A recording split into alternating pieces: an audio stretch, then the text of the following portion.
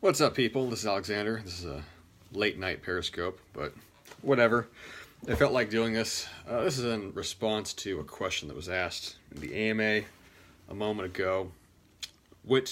Actually, let me read the question. So, we're going to take a minute for let some people hop on here. There we go. You guys getting lined up? All right. So, we're going to read this question, guys. Here's a question that was asked. If a woman lives and associates mostly with men, but it doesn't appear to be all that sexual with them, although with some occasionally, in parentheses, is that a red flag? Yes. Hi, Alexander. Hi, everybody. Yes, that's a red flag. Why is it a red flag when women have lots and lots and lots of guy friends? Why is that a red flag? This is one of those things you'd think would be obvious, but I guess not. Women that have nothing but male friends, that is an insight, a major insight for you into the relationship she has with both her own femininity and other women, and the dynamic of relationship she's going to have with yourself. Tana's looking great. Thanks. Jack and Tan's the way to live. So, getting back to the subject, though, women that only have male friends, it's indicative, it's multitudinal. It's indicative on multiple levels that she probably doesn't get along with other women, which is a red flag unto itself. Why doesn't she get along with other women? Is she crazy? Is she wacko? Does she have borderline personality disorder? Women that are kicked out of the womanhood and they don't get along with any other woman at all. Women that tell you that I can't stand other women. All my friends are guys. There's something off with that girl. There's always something off. Oh, what's off? It could be a whole bunch of things I just listed. It's like I said, it's going to be multitudinal. It's going to be a bunch of levels to it. The other factor with a woman having only male friends, she's going to have a ton of fucking beta orbiters around her. Guaranteed, if she's a remotely attractive girl, she's going to have a ton of beta orbiters, and they are going to be seeking her attention all the time, and they're going to be fucking with your relationship with her all the time, because secretly they all desire her, because there's no such fucking thing as a platonic relationship between attractive men and attractive women, or between attractive women and men in general. There is no such thing. Platonic relationships do not exist. I'm sure there's outliers. There's outliers, and yes, there are outliers, but overall, as general heuristic, men and women being friends, no, it doesn't work. It doesn't work on a deep level. You cannot have deep, lifelong friendships with people of the opposite sex, unless, I guess, maybe they're gay, maybe your best friend's a lesbian. You're a guy. Oh, okay, I could swing that. Maybe all her friends are gay guy friends. Okay, I can swing that. But a woman having exclusively guy friends and they're all heterosexual men, that's going to be a freaking sausage fest all the time. All the time, all the time, all the time. Surround herself with soy boys, but she doesn't want to fuck them. Yeah, exactly. You just hit the nail on the head. In turn, they fuck with their head about you. Yep, exactly. They definitely will too. I dated a girl once that had a ton of guy friends, which I didn't really realize until I started dating her that probably around 60-70% seemed of her friends were guys. These are my guy friends. Guess what happened to all those motherfuckers as soon as I showed up? They all disappeared. Guess what happened to the ones that stuck around? They all tried to fuck with our relationship. Guess what happened to them after a month? All of them had fucking disappeared. Why? Because I fucking confronted all of them about their bullshit. And guess what all the soy little fuckers did? They scattered. Because, oh shit, now she's getting fucked by, essentially, let's just say a real man, and I don't have a chance anymore. Damn it. So, all of her guy friends that were such good friends to her, for however many fucking years she was living in Los Angeles, 3 or 4 years at that point, they were all fucking gone. You know why? Because none of them were actually friends with her. Men don't be friends with women. Men are friends with women because they want to fuck her. Because they're not honest about that and they can't be upfront about it. So, men that are soy, Chad. Yeah, there you go, Chad. Yeah, men that are soy, men that are the sad virgin, they're going to try and get girls to like them. They're going to want to be they're going to want to be her friend first, and then she's going to come around and reward them with, with emotional pity sex. And you're such a good friend to me. Guys, I'm not the first person to talk about this shit. It's all bullshit. It's all bullshit. And, going back to the red flag issue, women that think they can have honest relationships with men that way, oh, my guy friends don't think me sexual. Yeah, fucking right. You'd have to be so utterly clueless as a woman as to not realize at all that your male friends, sexually covet you. To be blunt, come the fuck on. So, why is it a red flag? All those things I just said. Beta orbiters, probably has personality disorder. She's probably psycho. She probably doesn't get along with other women because she's a crazy bitch. She's probably gonna, maybe she'll be a cheater. Maybe she has these guys on backup. Maybe she's this girl in rotation. She's been riding the carousel of, gentlemanly, sex organs. You want to say it that way, real polite like. Maybe she's just ugly. No, I find that unlikely that an ugly girl's going to have a shitload of male friends. That doesn't happen either. You know why? Because men are not friends with ugly women that they don't want to sleep with. That's how life works. It's a hierarchy. Shit's a hierarchy. So hopefully that answered the question to whomever asked it. Are there any other questions about the subject, guys? Like I said, I'm not the first person to talk about this. I don't think it's that fascinating. Oh yeah, plan B, C, and D lined up just in case. Yeah, well that's the other factor. You know, if she breaks up with you, she's gonna have a whole crew of dudes, or they're all gonna be rubbing their grubby little hands together while they jerk off to the thought from the bathroom. Oh, if he breaks up with her, I'm gonna swoop her and I'm gonna be the good guy and the shoulder to cry and all that bullshit.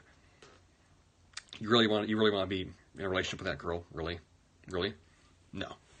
If you're smart, if you're an intelligent man, you avoid women that have guy friends at all costs. It's not worth it. It's not worth the headache. It's not worth their beta male shit. It's not worth any of it. It's not worth finding out that she's fucking crazy. It is not worth it. Or maybe it is worth it. Maybe you don't want to listen to me and you want to learn the lesson the hard way. So if your woman has guy friends, you pretty much get cheated on the clock. That could be the other factor. Maybe she has these guy friends and maybe they're not beta orbiters. Maybe she has Bobby fuck her on Tuesday and Johnny fuck her on Sunday, and maybe she's kind of a loose girl and her guy friends, these guys that she alludes to, but you never meet them. Maybe she's taking you for a ride too, and you're the beta. Maybe you're the beta one, and she's actually hooking up with the alphas, and you're the one that she is essentially getting free shit from and dinners, and you're being the nice guy to her and fulfilling her emotional needs. In reality, she's getting fucking pounded out and getting sexually fulfilled by someone else or somebody else or multiple people. That could be it too.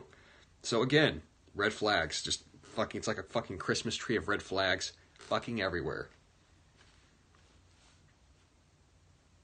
Allowing your girl to be alone with other men is, you just don't do that. Not unless it's your male friends and you trust them, which hopefully you do trust your guy friends, you trust your bros, and maybe it's just that occasional, I don't know. Occasionally I've had it happen. My buddies of mine. I'm trying to think of like an exceptional situation scenario. There were times I took my buddy's girlfriend out to dinner because he couldn't make something, so her and we got along. So I was like, I'll take her out. But him and I were brothers. We never made a move on each other's girls that way. So that was platonic within that context. That's about it, guys. That's about it. There's no hope. He's right. Apparently, a bunch of you were interested in the subject, judging by the views. But if their friends are probably alone together often, perhaps. Or PUAs. Okay, you're just annoying me now. Luck. You got good friends? Then of course I have good friends. I don't put up with bullshit in my life. You have to filter your friends. You have to know who you're friends with. Are there any questions on the subject, guys? Again, I think this is kind of self-explanatory. Unless you've just been living under unless you've been living under a rock and you are so vastly socially deluded that you think, I don't know, that a woman with a shitload of male friends would be like advantageous. I don't know. I'm not really sure how one would get the idea, in all honesty. You tell me. I find that mysterious.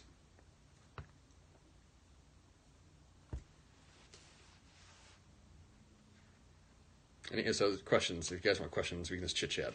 It's Sam Hoffman. This has to be repeated to the young men, honestly. Yeah, it is. It is. I realize, we live in a society where, men and women, because of, various, equality, egalitarian bullshit, they're raised with this idea that, of course, they can be friends. It's exactly the same thing. No, you can't be friends that way. Men with only female friends? Is the guy gay? Yeah, again, I would find that's going to be an extreme outlier scenario. The only way platonic relationships, conceivably can work is if you have two people, they are not attracted to each other, sexually, or it's off the table. It's completely off the table, and that they both deal with each other, from a masculine feminine dynamic where it's not, a guy that's just, where you don't have a dynamic where the guy is her chick friend or the girl is trying to be, one of his bros, buddies. That can work. I mean, it does happen, but again, it's such an exceptional scenario that you can't use it as a guide for anything. The platonic male-female friendships that work.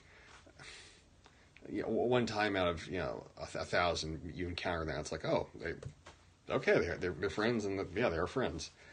I have known a few friendships like that, a few, but out of the thousands of people I've known, it's extreme end of the bell curve. Hard to trust a guy with only female friends. But, as a woman, that would be kind of an odd thing as well. You're attracted to this guy, and all of his friends are girls. Okay. What is it about girls that have a gay best friend? Well, because you get a girlfriend, basically, except it's a chick with a dick. It's fun. Gay guys can be fun. Do gay best friends get a pass? I suppose, yeah, you can give that a pass. If the girl's, her best friend's a gay guy, okay, why not? Sure. Have I ever dated anyone like that? Not seriously, but if you want to give that a pass, why not? That's up to you, honestly. Yeah, it's going to be, case by case.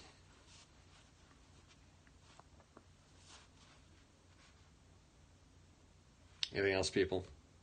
This is open Q&A time, so we can talk about this, we can talk about something else. Up to you guys. I think I covered the subject well enough. Do a poll on how many guys are in the situation. Hopefully none. I'm not gonna bother with a poll on that. The fact that I need to fucking tell you, gentlemen, this is sad enough. Wait, I'm not sure what to say. I've tried. My bro is. Wait, what? Your bro has a lazy eye? I don't even know what the question is in that. Your bro has a lazy eye, and he's insecure about it, meaning women, should he wear an eye patch, I think? I've done a real fucking question. What if your girl has few friends because they are extremely jealous of her? My girlfriend is a supermodel. Well, then she is. Women that are beautiful are always going to be envied and hated by other women. Do you have an email list I can... Are you seriously fucking asking that question? Do I have an email list? Is that a real question? Before I just chew you out, is that like a serious question or are you just fucking with me? He wants to wear an eye patch, then wear an eye patch then. I guess. No way that person was serious. I fucking hope not. I don't even remember what I was saying before. What was I saying? That just actually caught me off guard. Do you have an email list? No, I don't have an email list. I don't know what to say for him. It crushes his confidence. Get fucking jacked and tan and rich. The same way I say all of you guys. The same thing I tell all of you guys the same shit. If you're not 6'2" and you're not jacked and tan, and you're not, the classically handsome guy, then what do? You get really fit, you make money, you dress really well, you learn how to speak, you do all those things, and then you'll be attracted to women. Because women are attracted to women. Here's fucking red pill knowledge for you guys. Jesus, I'm sarcastic right now. Women are attracted to physically fit, well-dressed, financially successful, good communicative men who know how to express themselves and are confident. Shocking, I know. What was I seriously saying before? Oh, if you have a really hot girlfriend. Yeah, women that are beautiful, women that are stunningly beautiful, they're always going to be hated by other women. There's nobody that hates attractive women more than other women. In fact, there's no one that hates women more than women themselves. Women fucking hate each other. Hate each other. Women hate each other to a level that a man could never replicate. Women will literally wish each other dead, and they'll want to fucking torture each other. It's sick. It's fucking sick. So if a girl's extremely beautiful, I've had supermodel clients. They can't be friends with other women because other women just hate their guts. So their only other friends are other really attractive women, and they all get judged by what they look like, and everybody assumes that everything got handed to them in life, and they know that people are nice to them and treat them well because of what they look like. And it actually makes them highly insecure because they still are human beings. They still have a personality. They still want to be valued for, having a mind and a soul. But all they're valued for is their appearance, their beauty. They're valued only for their beauty. And it can be, honestly, quite destructive. It can be kind of a tragic situation. So in that scenario, if you have a girlfriend that is that lovely, that's understandable that she doesn't really have too many female friends. That said, if you are, interested in some girl that's like a 7, on a good day with makeup, and all her friends are guy friends, all my guy friends, that's what I saying in LA. Nope, that is not a case of her, other women being jealous of her. That's a case of her being fucked up. Pretty girls want to be told they're smart. Smart girls want to be told they're pretty. Yeah, that's a good way of saying it. That's a good way of saying it. Unlike the Periscope, what is another red flag you would say? Look, you want me to list red flags of women? Is that a serious question? You just want me to list red flags of women? You guys need to learn about women. There's too many things to list. You need to go through middle school and turn 16. Do men hate I've had numerous guys hate my fucking guts over the years. Fucking hate my guts. I've had guys come up to me at bars and say, "I fucking hate you because of, you know, if I wish I was attractive as you. Life must be so easy for you." I've had older men tell me that. Yeah, obviously people do. I'm fucking sick, guys. Let's just be fucking real right now. Is this gonna be recorded for posterity? You know what? Fuck it. It's all on the internet. Let's be fucking real right now. I'm 6'2". I look like me. I have long hair. I'm jacked. By most people's standards, 90% of human beings, I'm pretty fucking jacked. I have a, you know, pretty much ideal male body. Yeah, people are gonna fucking hate me. Me saying polarizing things, plus what I look like, it's gonna make people hate me even fucking more. Even fucking more. Everything about me is fucking triggering to some people. Everything. Oh well. I don't have any illusions of what I look like. I know exactly what I look like. I know it gives me power in the world. I know that. I'd be an idiot not to say that. You know, you're not supposed to say that because you're supposed to be humble, but, you know, speaking, you know, realness, yeah, I know exactly what the effect is of my physicality, you know, on everything around me. It's obvious. You know, it's been obvious since I was fucking 3 years old. You know, and a 10-year-old girl told me that I was so handsome, and I remember being 3. I was like, oh, I don't even know what that means. I've always got female attention. People always defer to me. People always think I'm in charge. I could go on and on and on about every single advantage it has given me. It is immense. It's absolutely immense. You know, that's why I don't always talk about women with you guys, because, you know, like, you know, can you tell us about your stories? I have advantages that most people are never going to have. So, you know, what is there for me to say to you? Average women are bad, but at least they want an angle to ruin your life. Okay, whatever the fuck that was about. When did you stop growing in height? I was 6'2" when I was 15. So, you know, I stood out.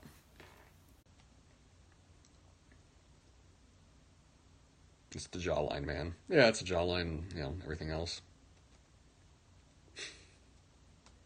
I'm not sure how much helpful information was in that for you guys. It's basically just me bragging for 3 months straight. When did your jawline stop growing?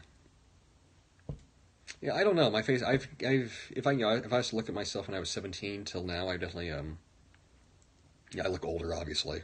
Yeah, but I've always looked older than my age. I looked like I was, I remember going to buy a computer when I was a freshman in high school, and the girl that was, you know, this is at Best Buy, the girl that was, you know, doing the transaction, she thought I was a freshman in college. You know, I was 14, she thought I was 18. That happened my whole life. So, yeah. If that answers somebody's question, I think. Good for you. You guys crack me up.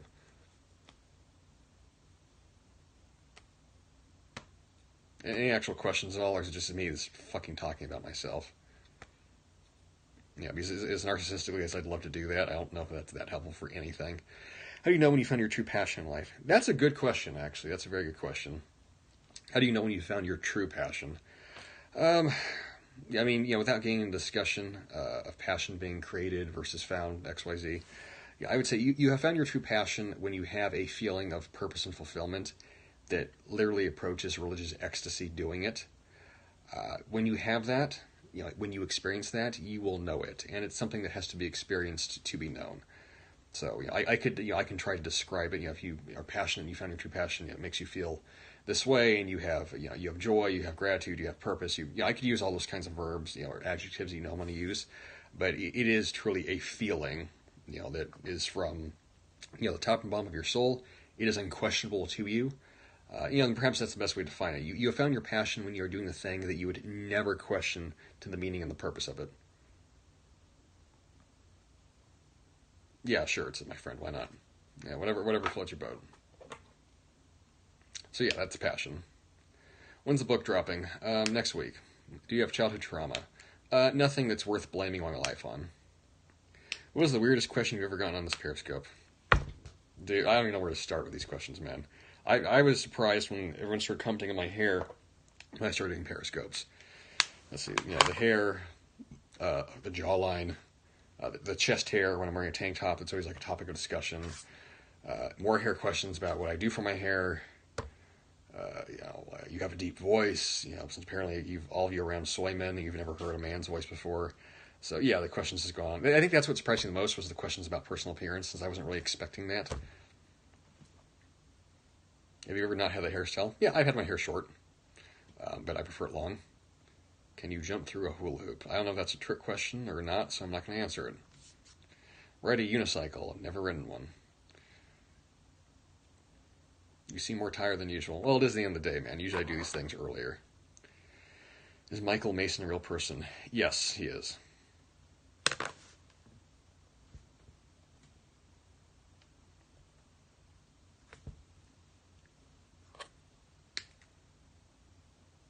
Catch a fish. All right. You're like literally this close to being blocked right now. And block. All right. Yeah, guys, if you get annoying, you're fucking done. You feel like I have too many options to choose from in life. I'm worried I'll make the wrong one. You can't be worried about that. You know, it's a good thing to have options. You know, the wrong one, what the fuck does that mean? What's the wrong one? You're always going to have pivot point decisions that you have to make, and there's not always going to be a right or a wrong choice. There's going to be this choice, there's going to be that choice, and the outcome of that choice is going to be dependent upon what you put into it. You know, what your efforts are, what you're dedicated to, where you direct your energy. You have to choose. If you don't choose, then, okay, you don't. You're just going to have a static existence. Can we pre-order the book? Yeah, the book will be available for pre-sale. In a few days, it will be announced to the email list.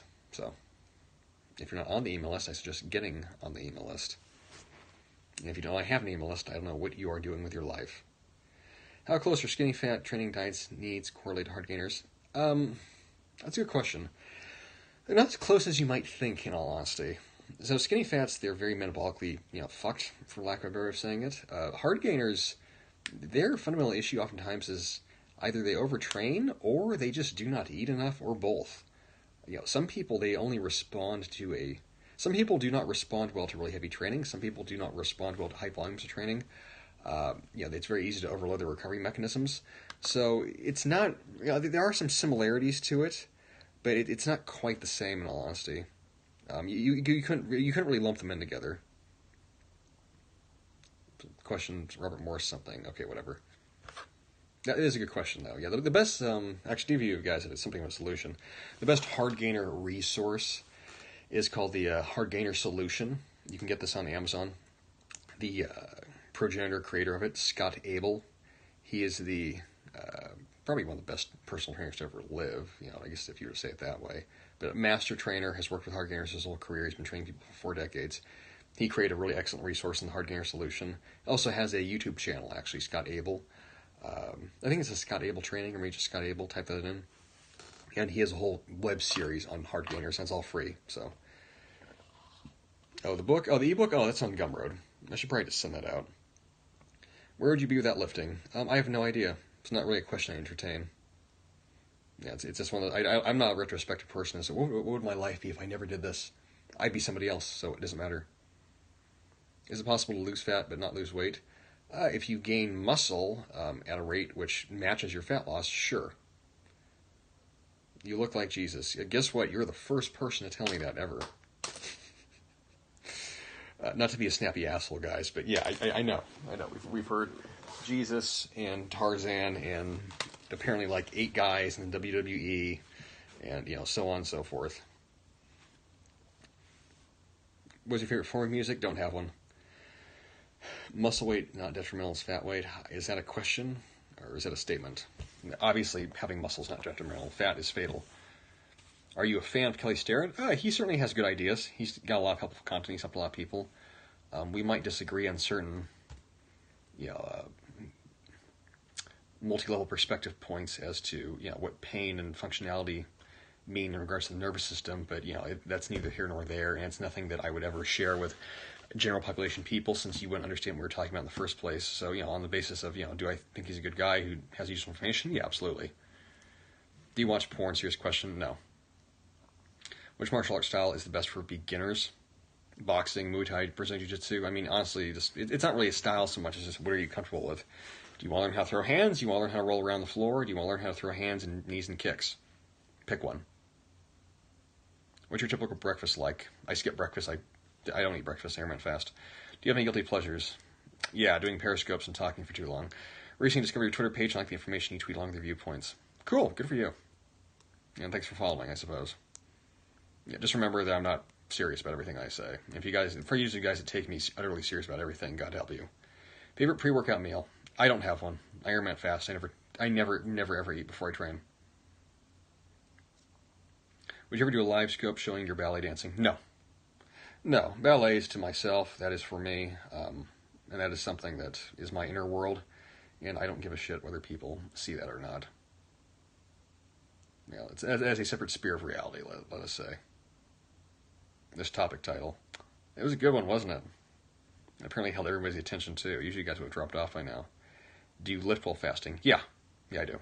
I lift and then I drink branched amino acids while I fast to avoid muscle catabolism.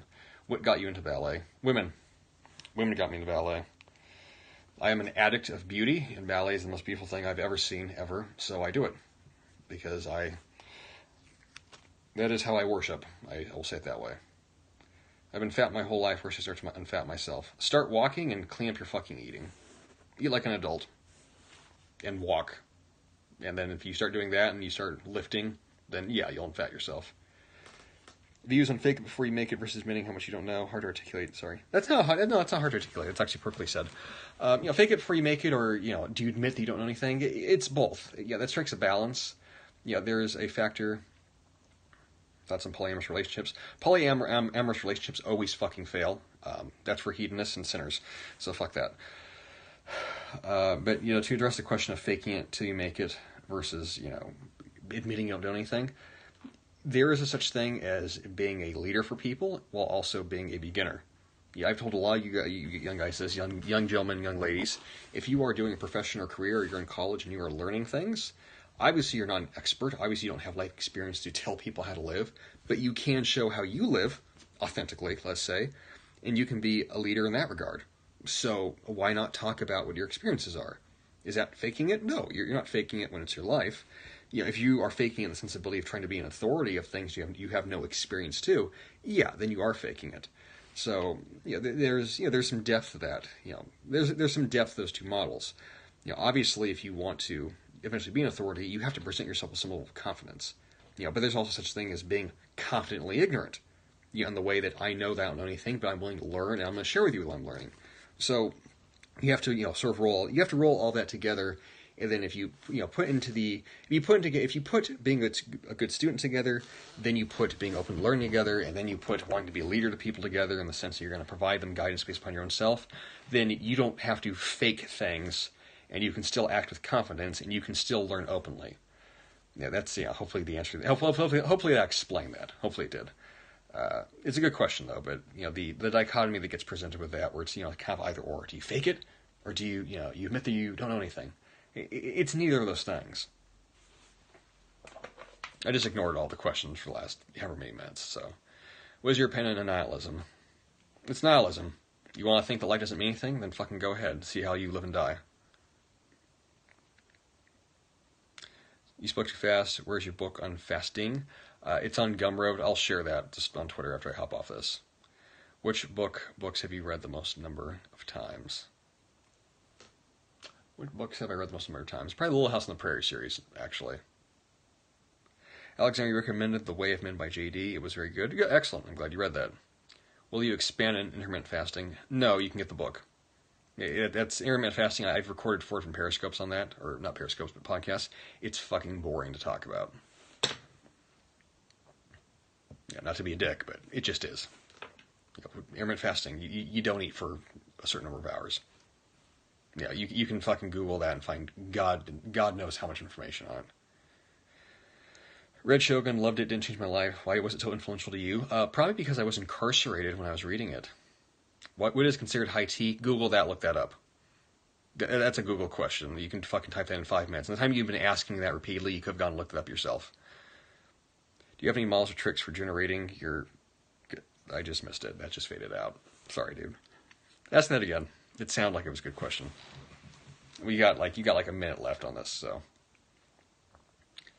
You were incarcerated? Yeah, I was for 2 months. When I was, 19?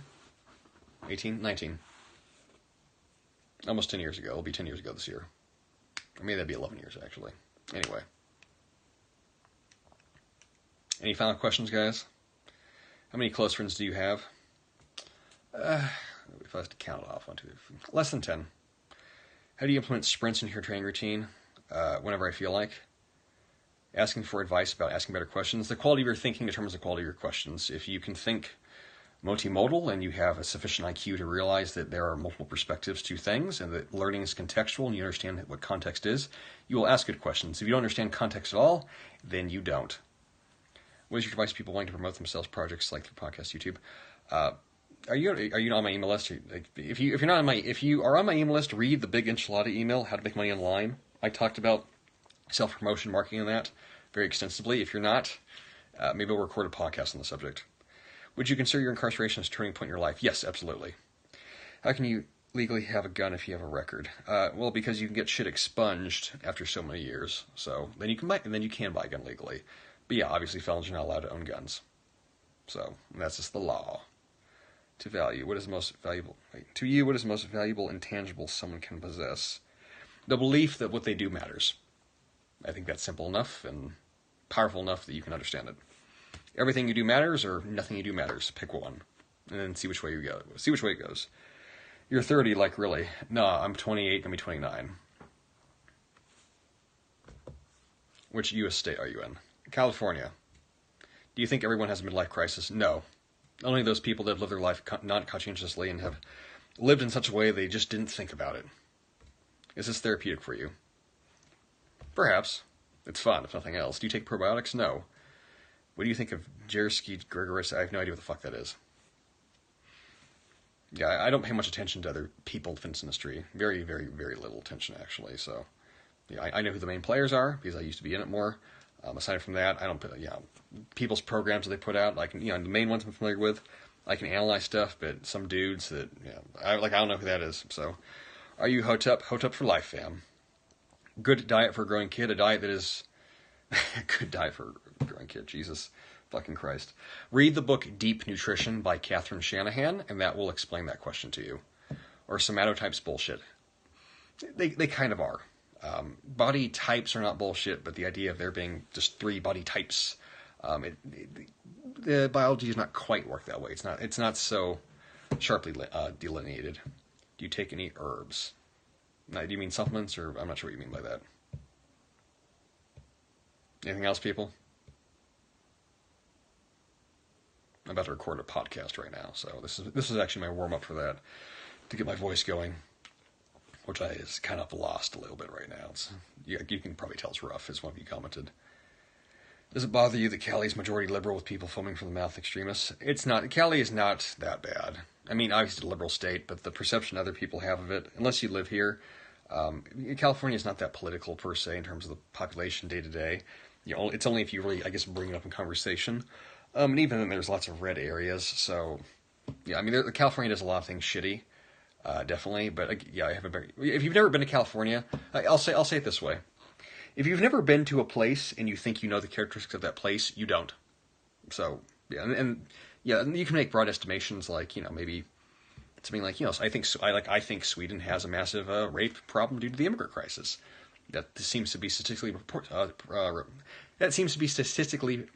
supported. I could say that New Jersey or Baltimore has a gun problem. Yeah, I don't think I would argue with that. In regards to what is the nature and the sort of the personality of the place that you're talking about, until you go there, you really can't say. In California, like I said, as much as many problems as the state has, it is not what liberals think it is, and I myself am a conservative, so I'm telling you that from a standpoint of somebody that is not liberal at all, really, or at least probably I'm not progressive leftist. Let's say it that way. So it's not a bad place to live at all. Not a bad place at all.